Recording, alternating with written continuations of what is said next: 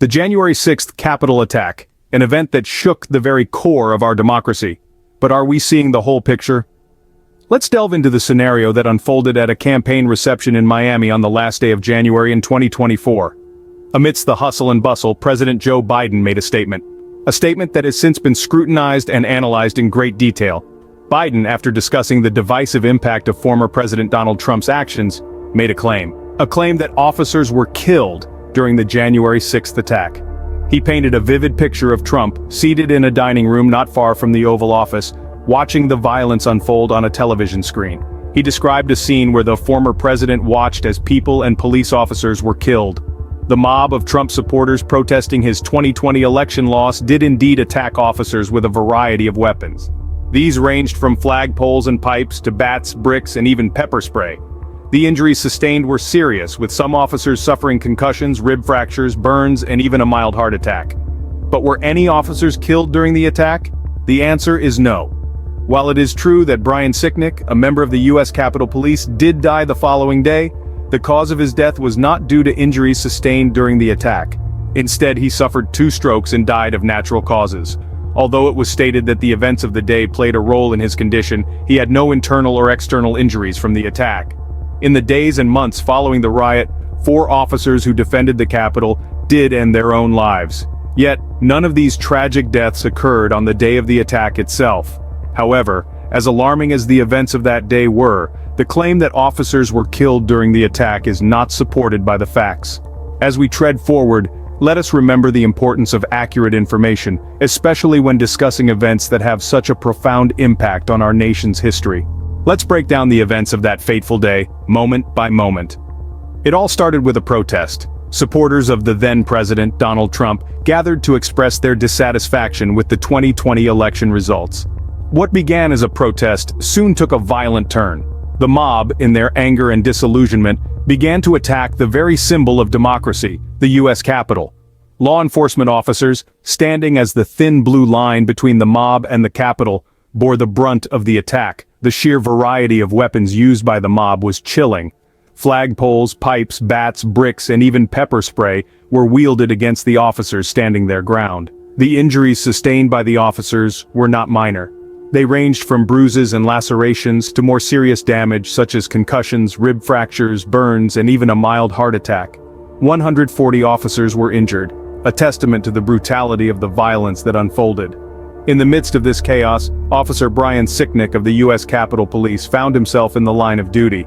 The following day, he tragically succumbed to 2 strokes, a natural cause. However, the District of Columbia Chief Medical Examiner, Francisco J. Diaz, suggested that the stressful events of the day may have contributed to his condition.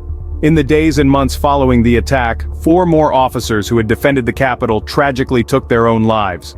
These were Howard Liebengood of the Capitol Police, and Jeffrey Smith, Kyle DeFreytag, and Gunther Hashida, all of the D.C. Metropolitan Police Department. Amidst the violence, 1 person lost her life. Ashley Babbitt, an Air Force veteran, was shot by a member of the Capitol Police as protesters were forcing their way toward the House chamber.